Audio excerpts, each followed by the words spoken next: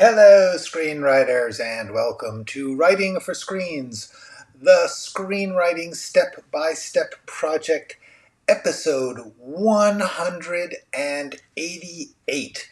My name is Glenn Gers, and I come to you every Monday through Friday, if I can make it, at 3 p.m. Pacific Standard Time, to let you look over my shoulder, share my screen as I write a script. And I do this in order to teach a part of screenwriting that I think is kind of under-taught, which is the line-by-line, scene-by-scene, day-by-day process of actually writing the script. Doesn't matter what kind of script it is, I'm just talking about the process of getting all those thoughts into scenes, and into an outline, and into a rough draft, and into a rewrite.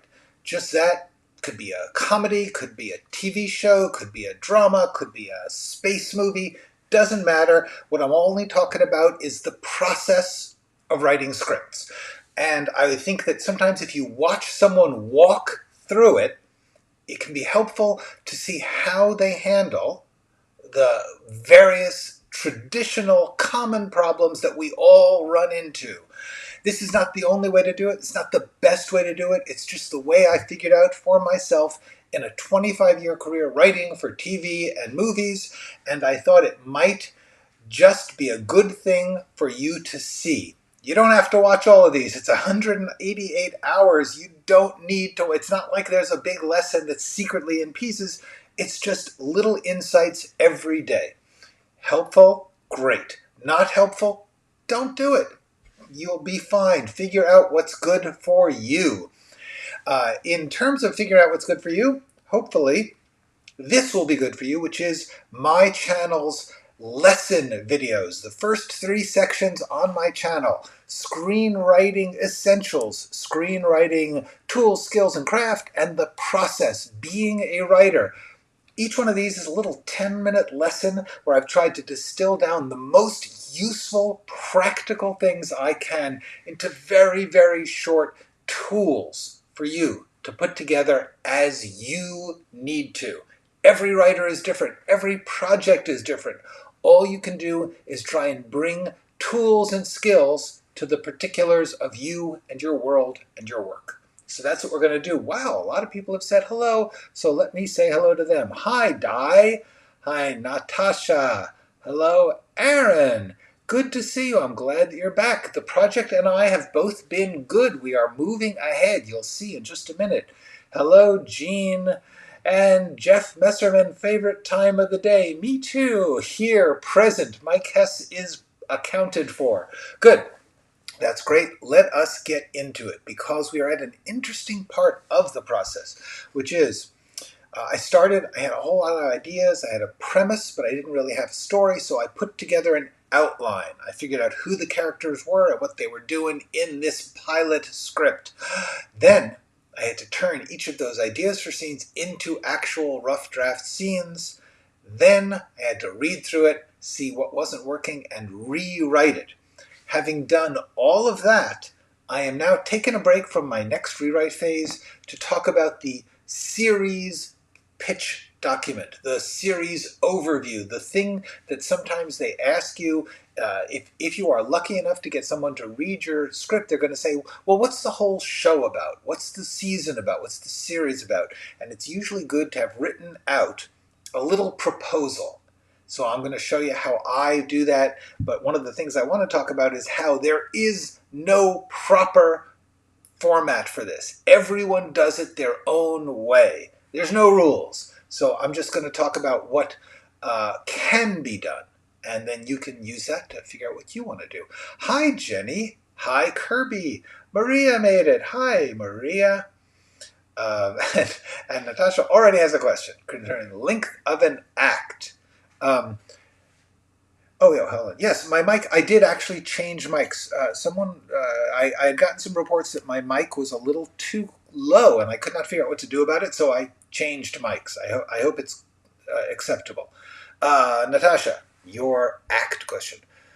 I got a great scorecard from Barnstorm. However, they made a comment on my pilot. My act 1 is a bit long. No, according to this... Oh, wait a second. Hold on. You're right. It was the wrong microphone. How's that? I switched. Is that better? That should be better. Thank you, Maria. I didn't notice that. It had auto switched to the wrong microphone. Do I sound better now? All right.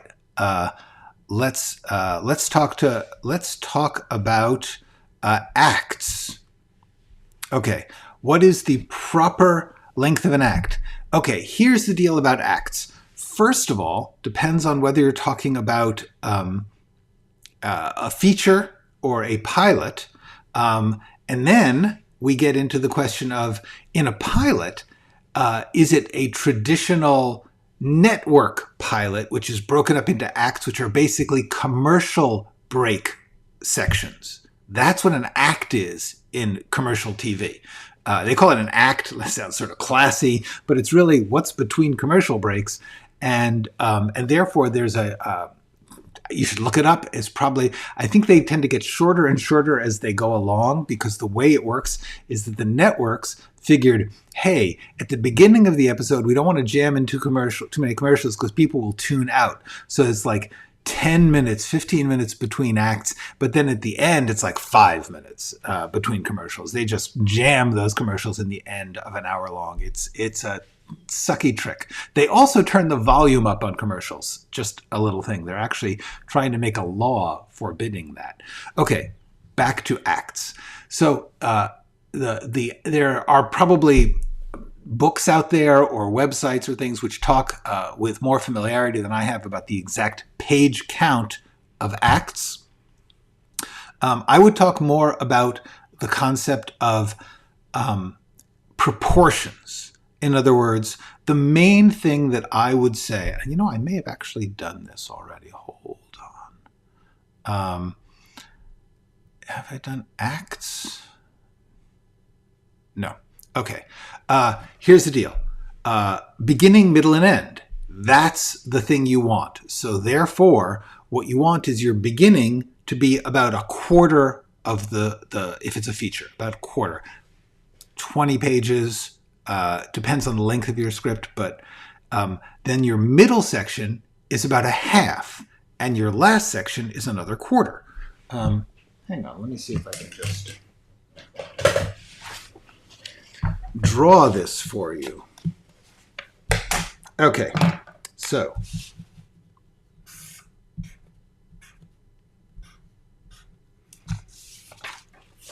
like this. Hang on, there we go.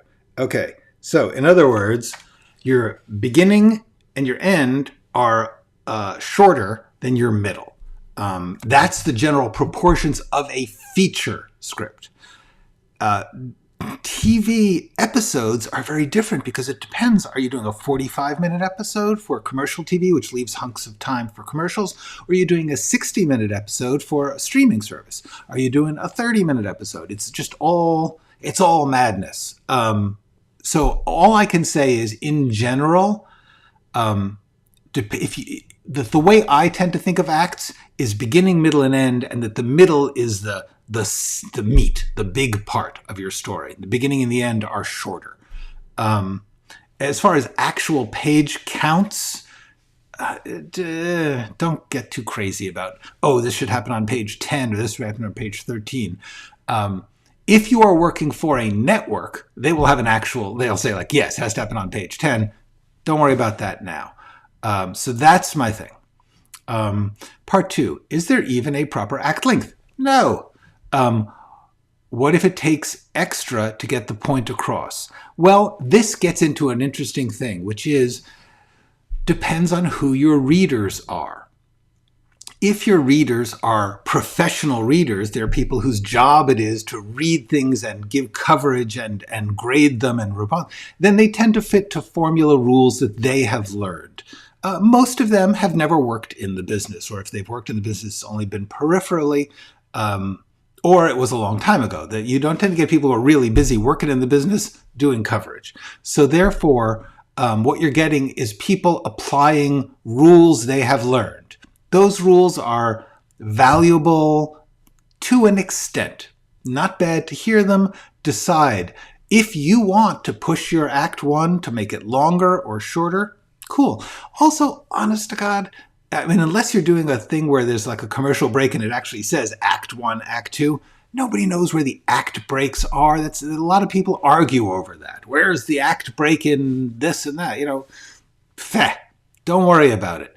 The main thing you want to do is, if your Act 1 is long, what they mean is you're taking a long time proportionally to your story to get the action really started. In other words, whatever it is that the main characters are going to be focusing their efforts on doing, their mission, their challenge, their goal, has not become clear in the first quarter.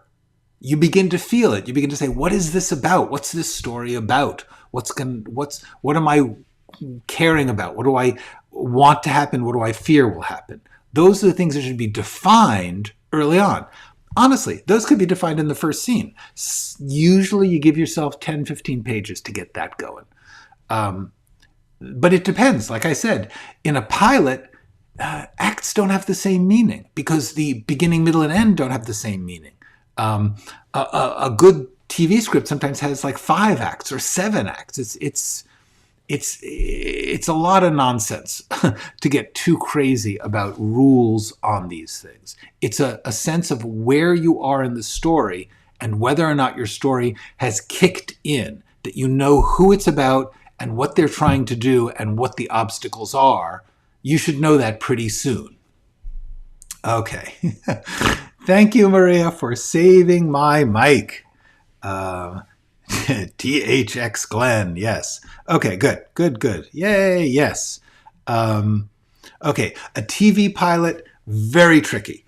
The act breaks on TV pilots, there are, and you can look them up on the internet, and people will have written, or books. There's all sorts of books on how to write a TV pilot. Check out a bunch of them. Don't go with any one set of rules. Check out a bunch. But generally, they will give you a rough sense of those things according to the standards that have existed, but those are constantly changing. Okay. This is the shape of a story. Yes. Okay.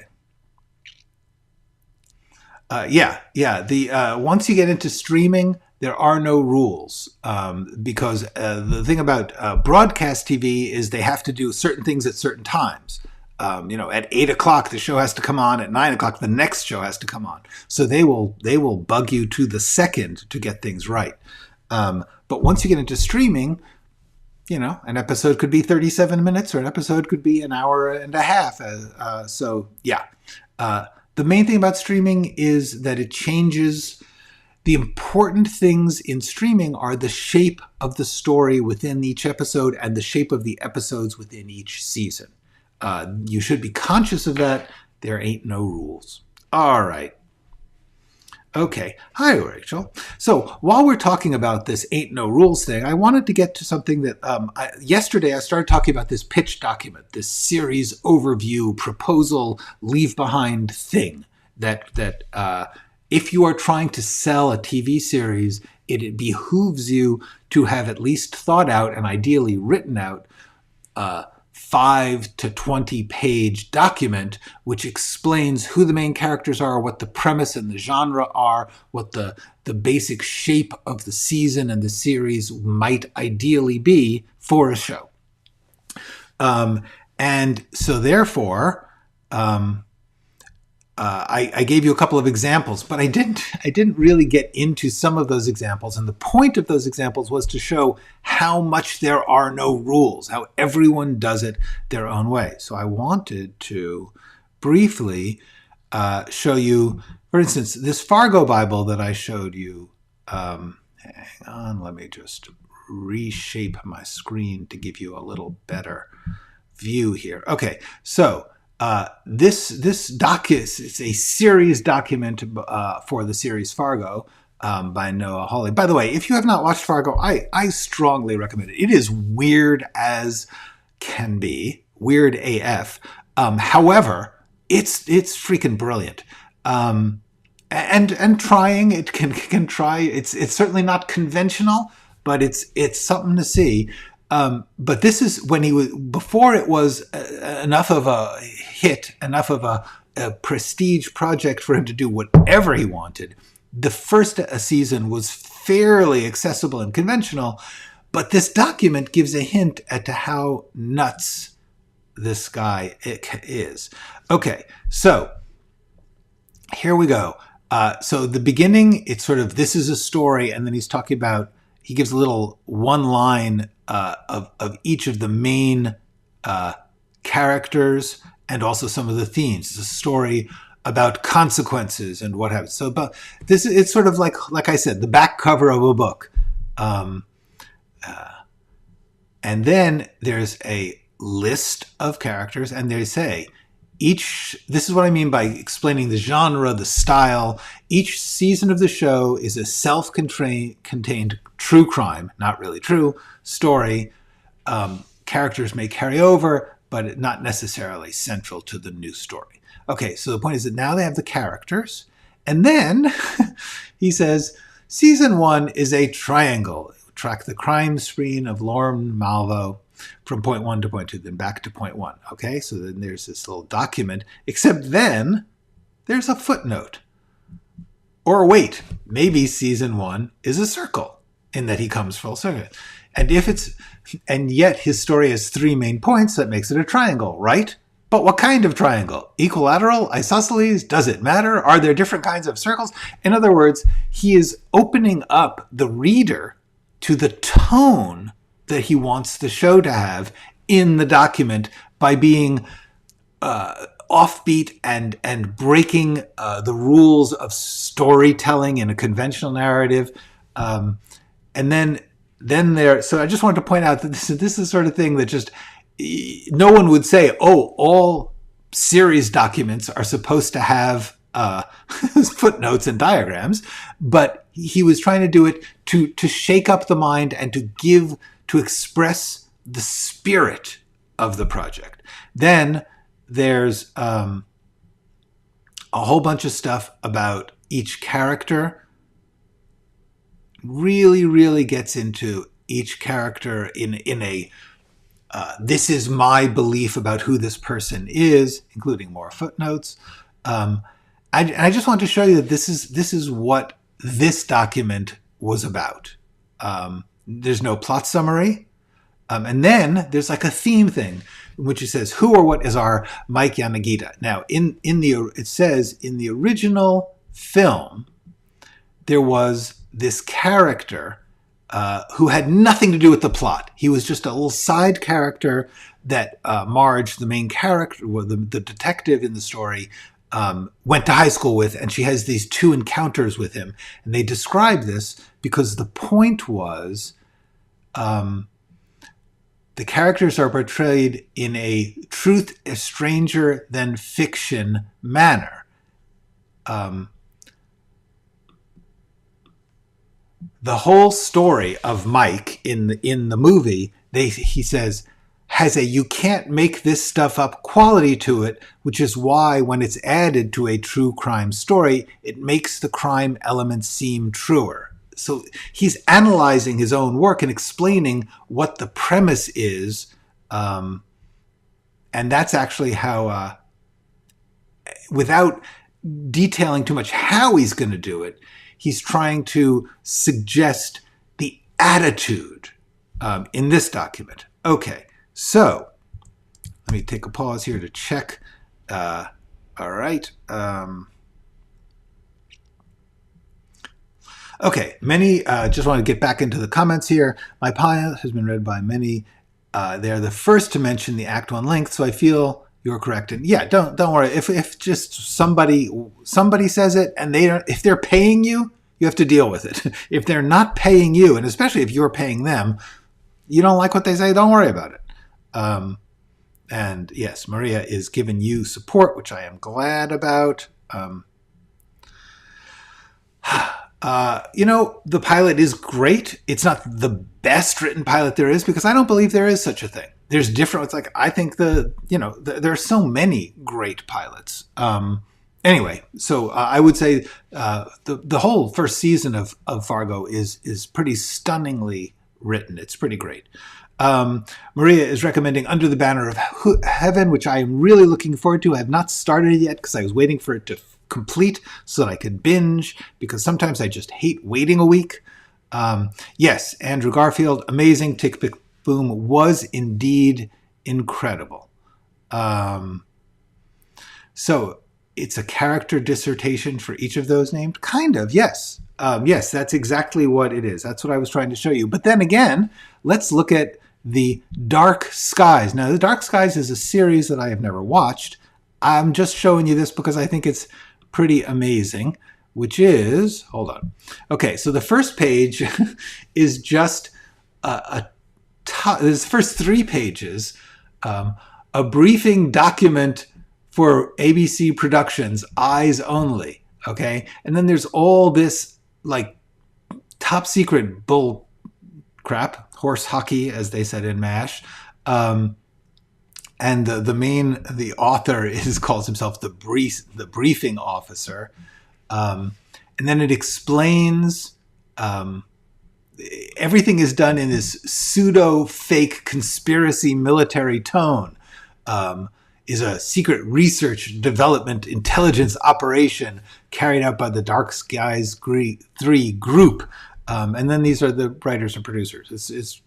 Anyway, so then there's like other people in the group, which I assume are other producers. Then there's this fake document, fake letter.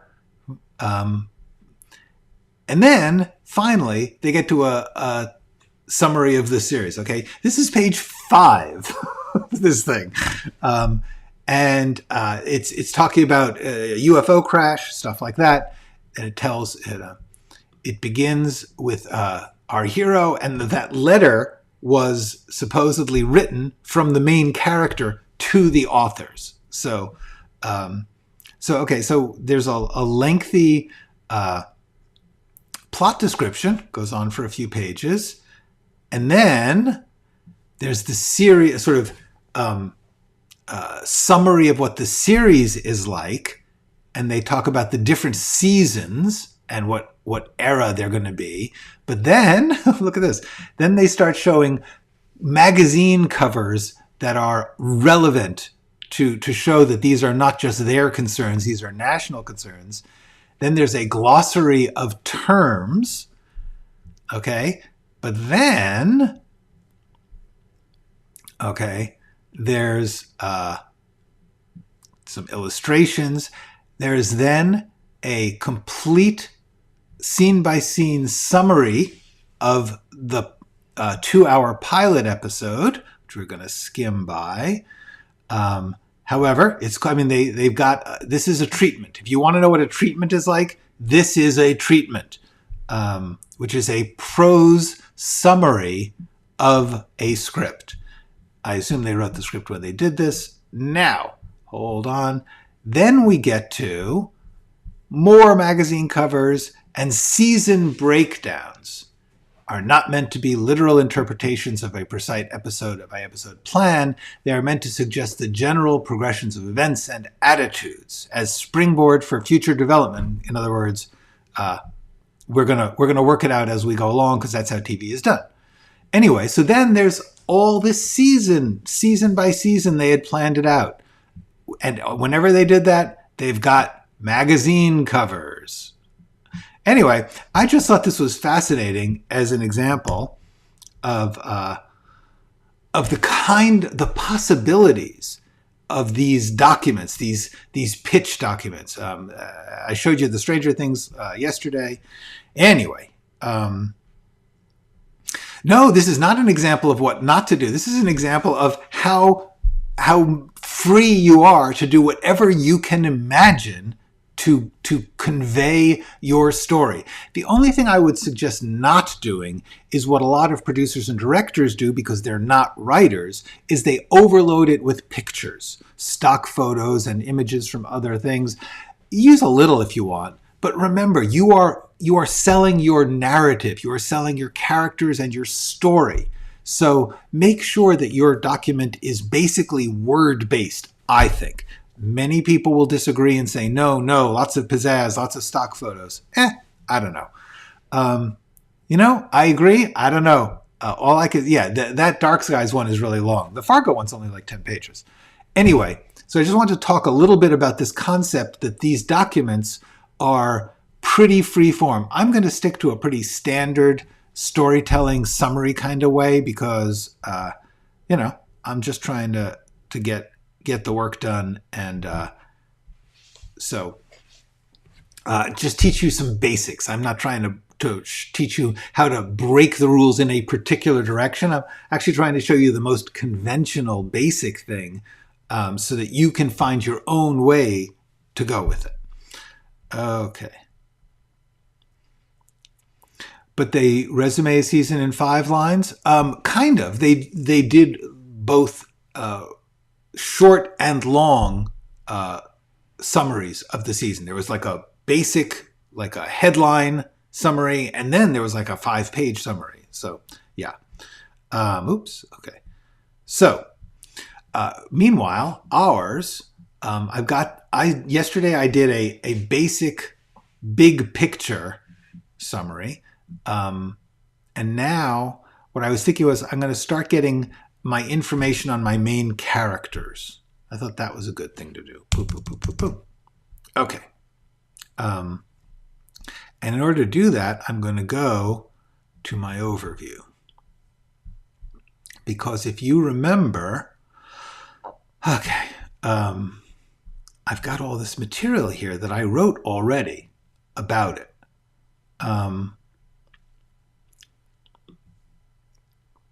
So I want to get this into my document because this is big picture and I've already done it. So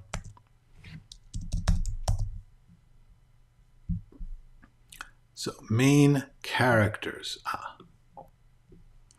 See. Okay. I want to get all this stuff in here. I'm going to have to reformat it. But what I was trying to do, oh, bye, Maria. I'm so glad that you were here. You saved my audio. Thank you. See you soon. Hope you're doing good. All right. So main characters. Go back to my other document.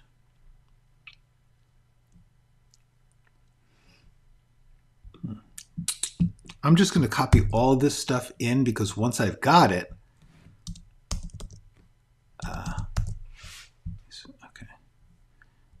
Yeah, Madeline and Norman. This is a description of their relationship. Okay, so I'm going to copy. Actually, let me get all these while the getting is good.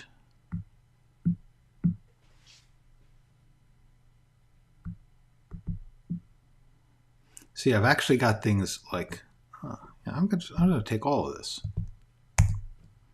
I'm just going to copy the whole overview in here, and it's easier to cut. Okay, so the first thing I want to do is just start to reformat and solidify this into readable. Like this, these are just notes for myself. I actually do them in this format, this centered format, just so that I won't fool myself into thinking I'm reading a narrative. I want to read it as index cards, as recipe notes. Okay. All right. So let's talk about main characters. All the way at the top here, I believe. Yeah.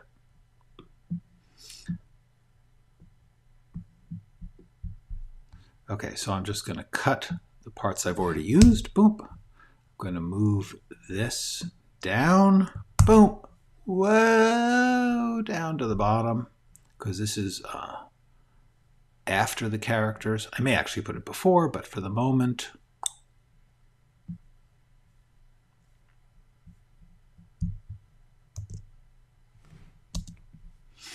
Okay, so now I'm going to look for characters. Let's start with that. Boom. Characters.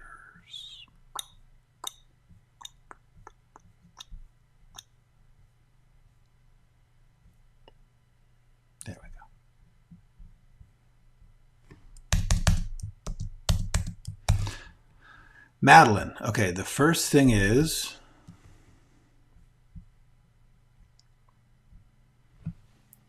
yeah, notes. It's funny. Somebody was just asking me, is wouldn't it be easier to do this in some other software? And the truth is, I often work in a software called Scrivener, which I like a great deal, but I can't say you don't need it. And I'm doing this in word processing so that you can see how you can do it without spending any money or learning any new software. I really want to be sure that no one feels like there is a barrier, a technological barrier to entry. You have to have a fancy computer or a fancy software. You don't. You could do this with a pad and paper. But I'm going to do it in, I like cutting and pasting and reformatting, so I'm doing it in word processing. But yes, you can, if you've got some software which can reorganize and put things in little boxes and move them around, and you like using that, use it. It's great. Eventually, you need to come out with a readable document. So I like to head towards that, to work in a document format, because you're going to hand someone a document and hopefully they can read it. Okay, so right now, all I'm doing is trying to get Madeline, anything I have, I think I copied that twice. Yep. So, Madeline and Norman. The first thing I'm going to do is talk about Madeline. So, can I find Norman? There's Norman. Madeline. Okay, so, Madeline. Okay. So let's move Madeline up to the top. And yes, I can see that I have duplicated some material and I'm going to have to cut it. But right now, first thing I'm doing is just trying to, sorry, it's hard to do this. I've got this, this document set at like 18 or 20 point type, so that you guys can see it more easily, but it actually makes the it makes it hard to work with sometimes. All right.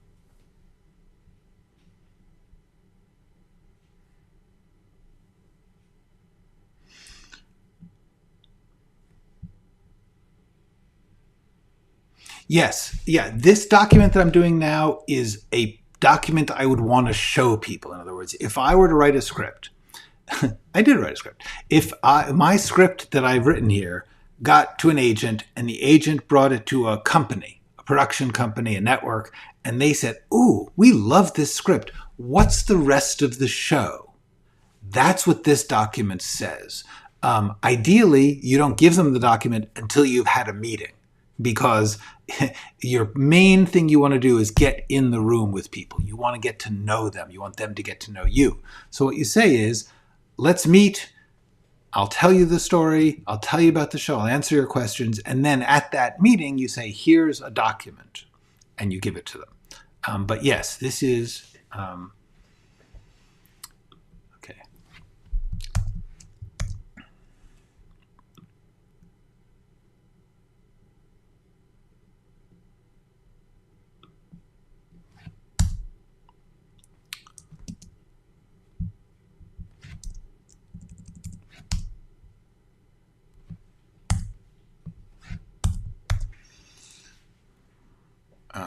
Okay. Now, I haven't really figured out the format of this that I'm going to do yet, because in some ways, I might end up doing where I put some kind of summary of her character first.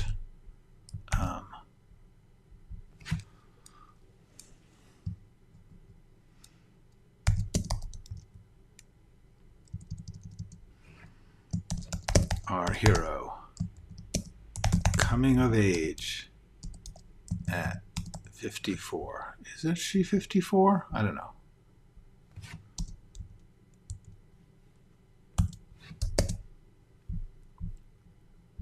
She finds her new,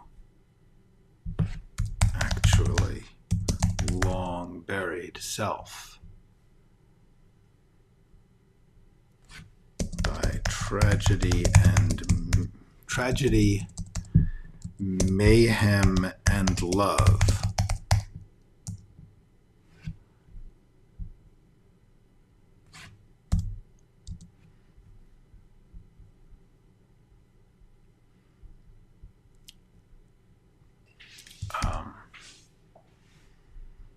Okay, Madeline is. I'm as I do this, I am figuring out my tone and my style, and I think what I want to do is make sure, instead of having, one of the things you have to think about is when somebody's reading it, you could start by describing, her job, and then tell her story, and then end by explaining her big picture. But I think I want to make sure that people who are reading it get the big picture. This is like fireworks, boom, boom, boom, and then the details come later. So that, frankly, if they're not reading the whole thing, they get the kick right away.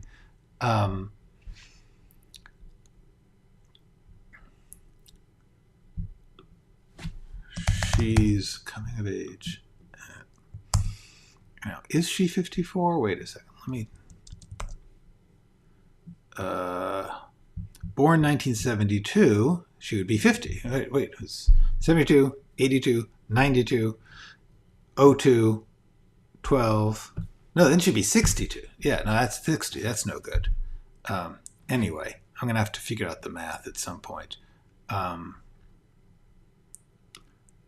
going to make her 48. We'll see. Although, actually, she was 19.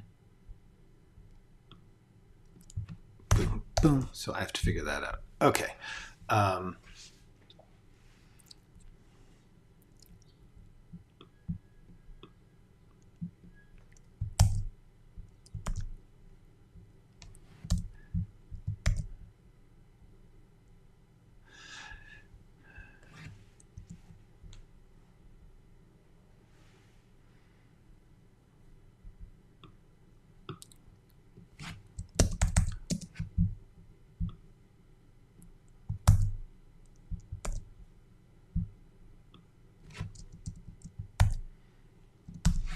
In an unexpected form,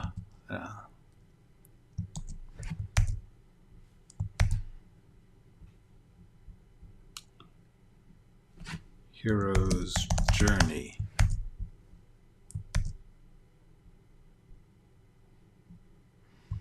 Okay. Hello, Errol. Good to see you. Okay.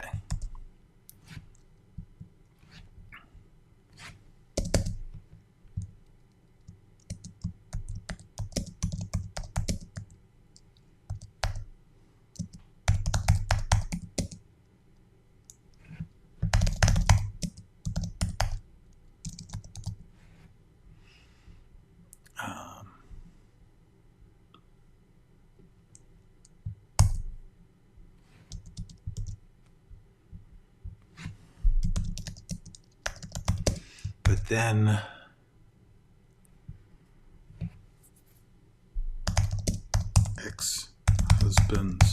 her ex-husband's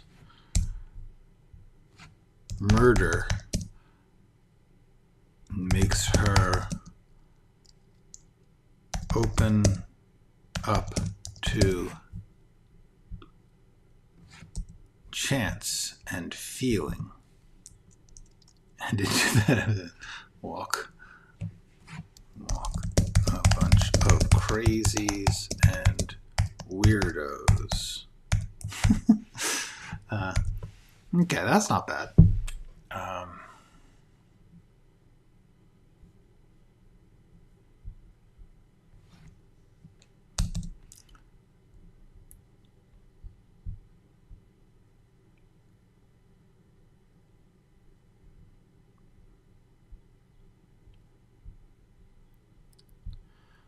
All right, let's see how we're doing here.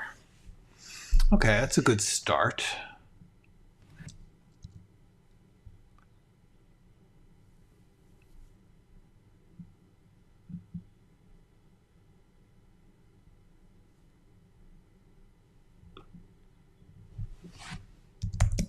Careful, square, and routine. She's careful, square, routine. Routine is a hard. She's careful, square.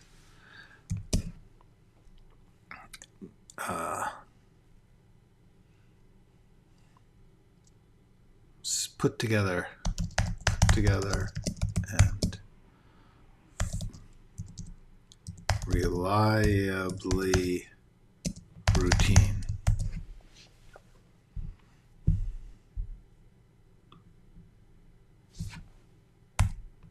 Capable, corporate. Yeah, okay.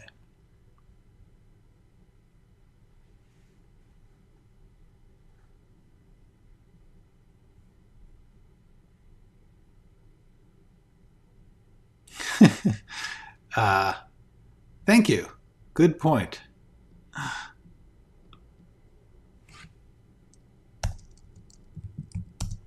Weirdo. Yes, that does look better. You're right.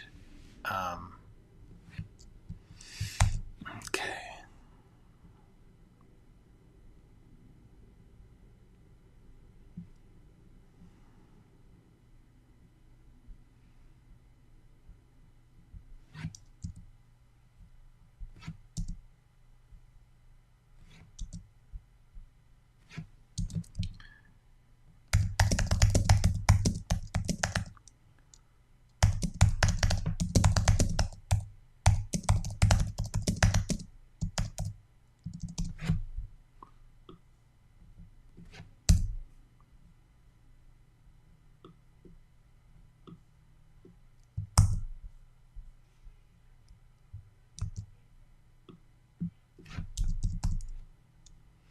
All right, this is stuff I have to figure out, so I'm going to put it in.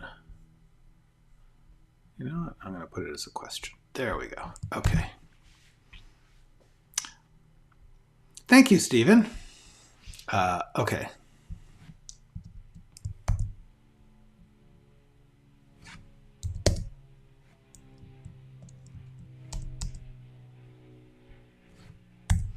These are sentences that I know I will end up changing, but for the moment, just trying to get the basics here. Let's see if there's anything else about Madeline that I... This is about Madeline and...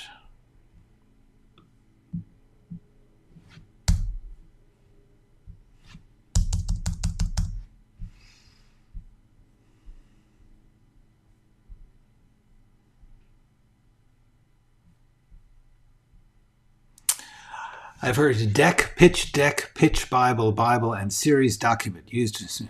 No, what's the proper terminology? Yes. The proper terminology is different people call it different things. The deck or pitch deck suggests some kind of projection, or sometimes people hand out a printout, but the Bible, technically, a Bible originally in television was the document, the book where they kept every fact about the story as they wrote it. In other words, in an old series, and actually a lot of new series, they would add a character, they would add an event, they would learn something about the character. Like if James Rockford in the Rockford Files, at some point you found out that he grew up in Minnesota, they would put it in the Bible. In other words, that was the reference work for the series. So that's technically what a Bible is. However, now people use Bible to suggest, to talk about these presentations or proposals. But really, a Bible should be the reference canon of the ongoing writing. A lookbook, yes, a lookbook is technically something a director or producer would do, in which they are trying to convey the look. I mean, the writer doesn't control the look. You can say, I want it to look like, 19th century etchings, but truthfully, the director is going to make that decision along with the producers and their production designer and cinematographer. So a lookbook technically is something that a producer or director would present. Now, very often the showrunner of a show is also the main producer and in fact controls the look. So yeah, a lookbook, but a lookbook is strictly or supposed to be the visual proposal for a project. The question of whether a pitch deck or a pitch Bible or deck, those are all things that when you go to a meeting, if you're going to show some kind of PowerPoint or keynote presentation, some kind of slideshow, that's a deck. It's called a deck. So that's why they call it that. But this is actually not a deck because you're giving them a document, although some people do the document as a deck. Anyway, the answer is there is no proper terminology. There are no rules about this stuff. Everyone does it their own way. Depending on who you are working with, you will get steered or pressured to do it the way that, like if you are a new writer and you're working with a established production company, they'll say, hey, we do it this way because we like this. And it's their company, so do what they say. I'm just doing it the way I want to because I want to have a nice, readable 10-page thing. Unfortunately, the page count is going to be screwed up because of my, as I said, my type size, but later on I would reduce it down to 12 point. Although as I get older, I'm liking 14 point more. Okay. So let's put Norman.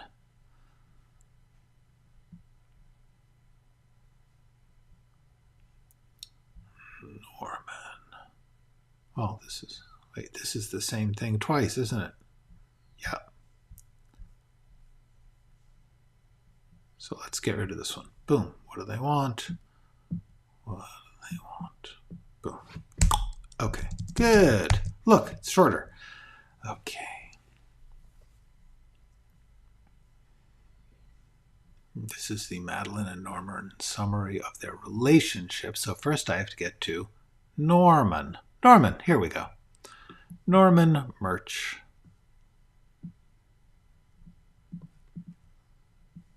Okay. So we're going to put Norman up here.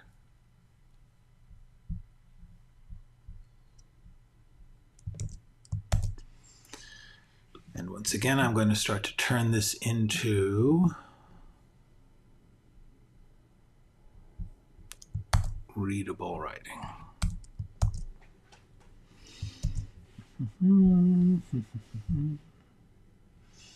Okay, so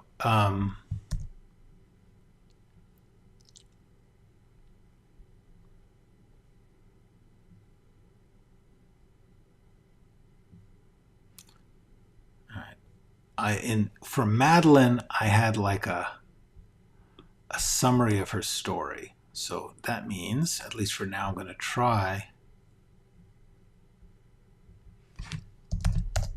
late 50s.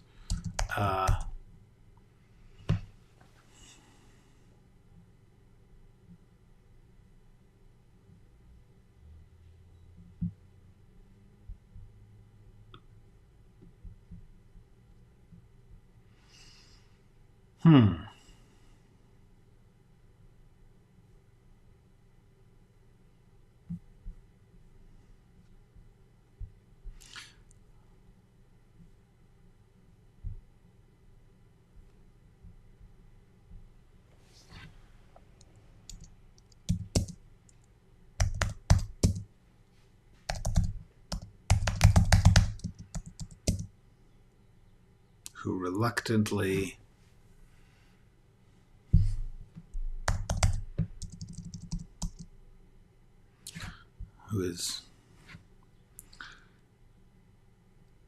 learns to give up on scolding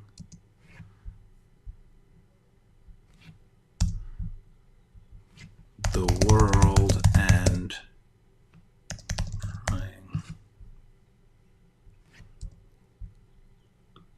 to give up on scolding and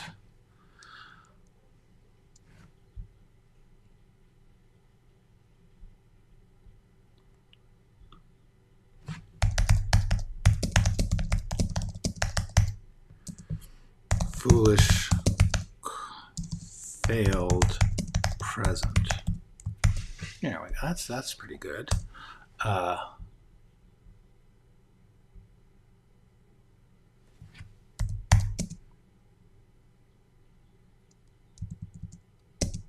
Falls in love and therefore plunges into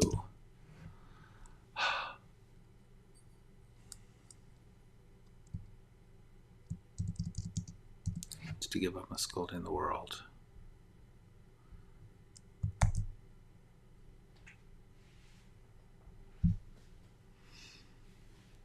Falls in love and therefore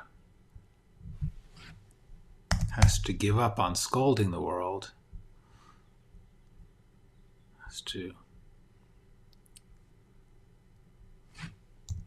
in order to save the woman he loves from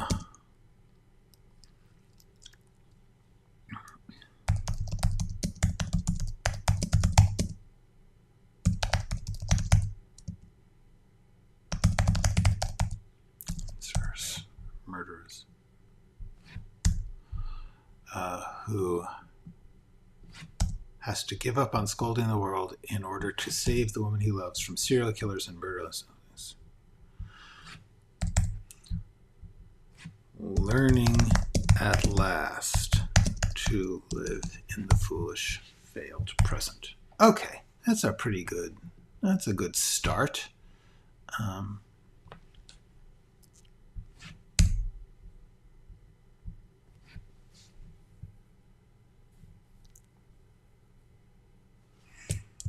Okay. So the format I'm getting at is that there is a sort of like one paragraph, this is the big picture of this character, and then I give some detail.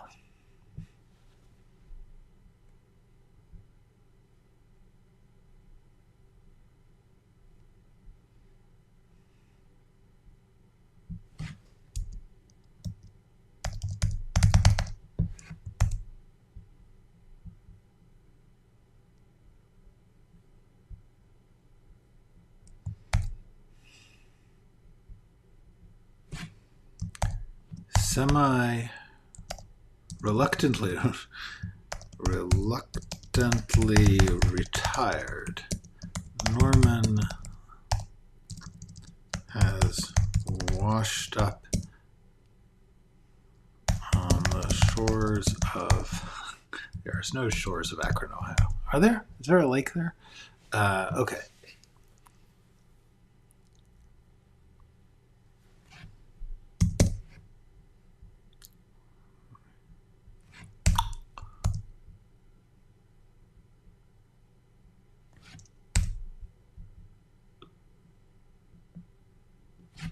Been left behind by the world in Akron, Ohio, site of Islam.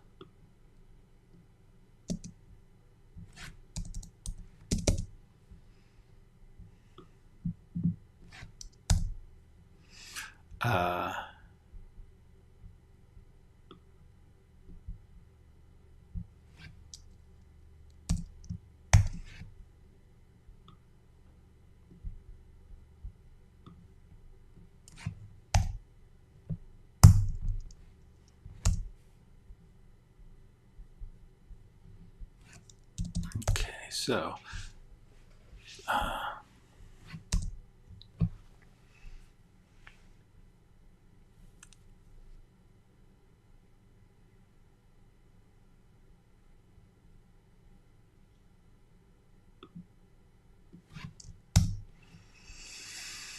okay, so reluctantly retired.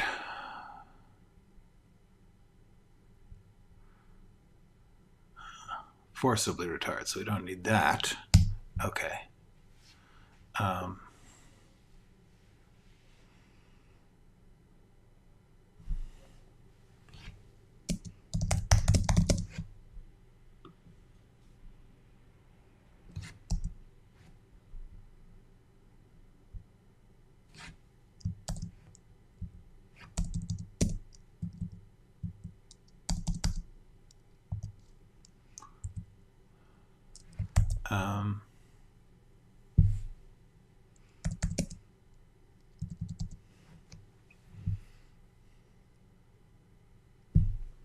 That's not a good sentence, so I'm breaking it into two and I'll figure that one out.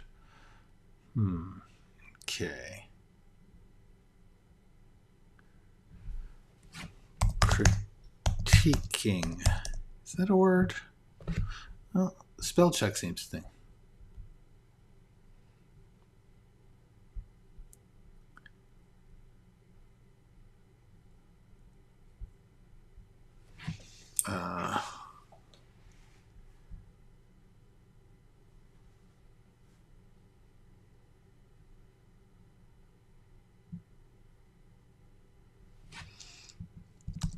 Just trying to get rid of some, like I put things in all caps and stuff because it was for me, but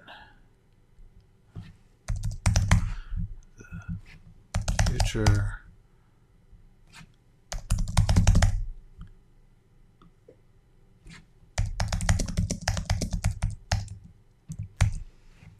All right. Okay. Well, we're getting someplace. Moving right along, starting to get better. I think I'm going to stop here.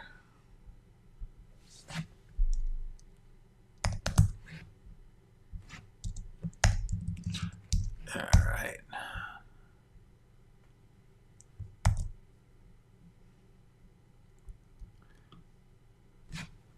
Yeah, this is really just typing. The story is about learning to let go of the need to undo the past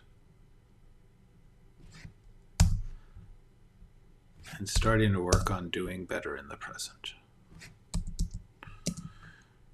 Doing better in the present. You know, I'm saying the same thing a lot of different ways, so I'm going to have to cut some of that down.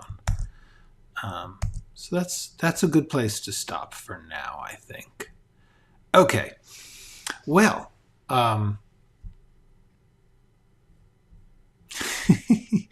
like Norman too. I like Norman and Madeline together. Either one of them I don't love as much, but together, and this is what makes a good romance to me, is when you love them because they perfect each other. they make manageable their imperfections. Yes, indeed. Don't stop believing, which is also the end of The Sopranos. Cool. Yes. This is all great. I will see y'all tomorrow. Until then, go write something.